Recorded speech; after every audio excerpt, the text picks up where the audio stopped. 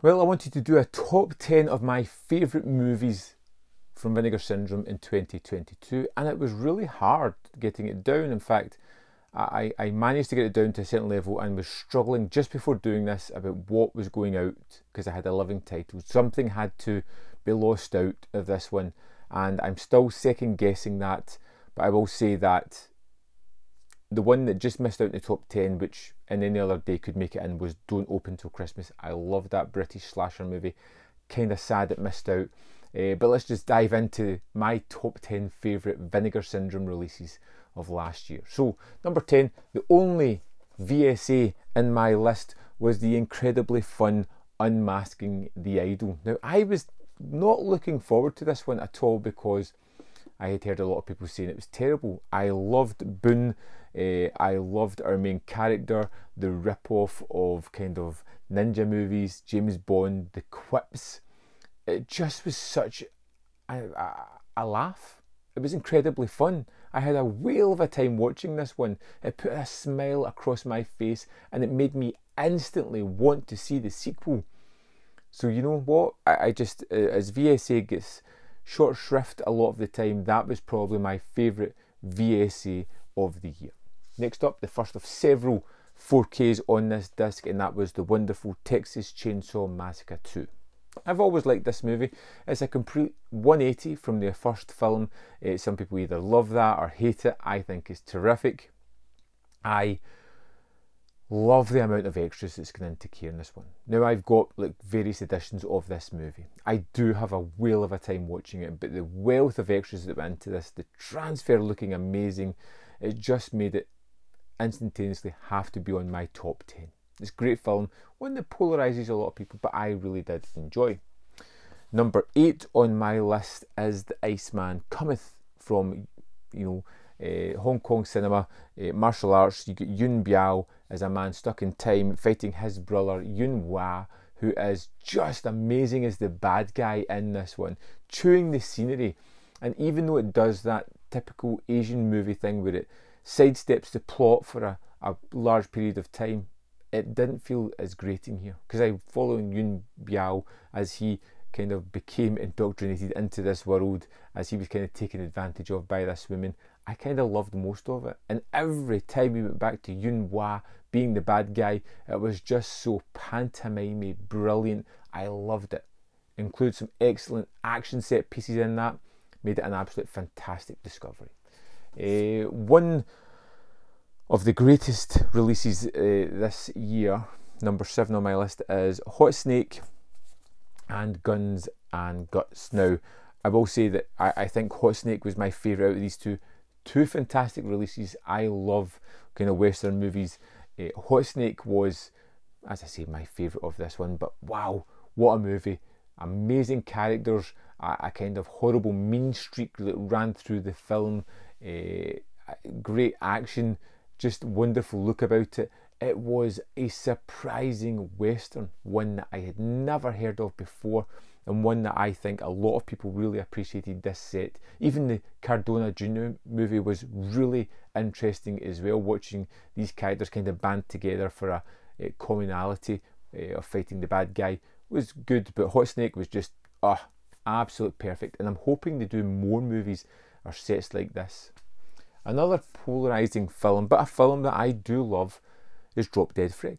Now, I have always enjoyed this film. It just feels wrong. One of those movies that's made for kids, but most definitely isn't really for kids. They shouldn't be watching it. A sort of adult fairy tale that is twisted and wrong, having all these sexualized comments, having this over-the-top ADHD character of Fred who's just constant, is such a joy. And the one-liners, the performance by Rick Mail, the kind of off-kilter feeling that the film has, it just makes it terrific for me, one that I really enjoy.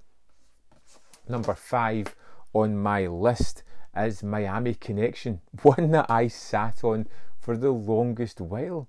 I don't know why I waited as long as I did, but when I watched it, I loved it. Songs about ninjas, ninja rock stars, plenty of fight sequences, a low budget feeling about the movie, but an accomplished film nonetheless. I enjoyed Miami Connection a hell of a lot, in fact becoming one of my favourites of the year. Cloak and Dagger, another kind of fairy tale movie from the 80s, as a young boy who has lost a parent tries to come to terms with that by retreating into an imaginary world that could be fake, could be real, as he deals with terrorists, as people die, as he has his imaginary hero that in the form of a sort of better version of his father, played by Dabney Coleman, who comes and gives him advice and helps him out along the way. I really like this one, and the darkness of the ending, which I read into it as being extremely dark, is one that will stick with me for the longest while. Yeah, I really liked Cloak and Dagger. A film over the years that has really grown on me, from something that I mildly enjoyed to something that I've watched more than I expected to now that I really enjoy, is Dead Heat. This came out at the start of the year and was a phenomenal release for me. It looks amazing. It's one of those really easy to watch movies, just under 80 minutes, so you can throw it on and just watch it in no time whatsoever. Great performances, the effects are fantastic, the comedic partnership between the main characters is great. I love it. I wish there was sequels. I'm glad to have this ultimate edition in my collection.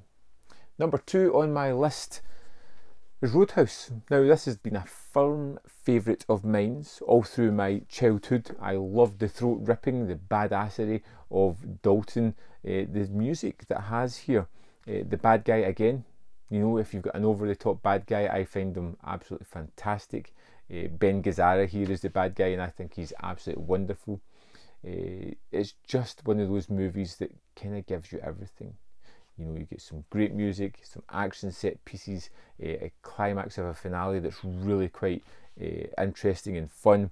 This 4K looks amazing. It's like the best 4K I think I've ever seen in my life. It's just perfect, and the wealth of extras that come with it are just astounding. It's a tremendous release. I love the VSA range. Can't wait for Sidekicks. And if you have been watching my channel for a while, you may know what my number 1 pick is, and I am as surprised as ever by Vinegar Syndrome. The reason I subscribe is because I get to discover movies that I've never heard of before that just blow me away. It's a 4K, it's phenomenal. I can't believe it's an actual real movie. It's Freeway. I utterly loved this one. I just couldn't believe what I was watching a lot of the time, because it's so over the top, it's so cartoony. You've got this wonderfully drawn out southern accent by Reese Witherspoon. You get a terrific performance by Kiefer Sutherland as this twisted over the top bad guy. You get violence, you get disturbing language, you get a ridiculous take on Little Red Riding Hood.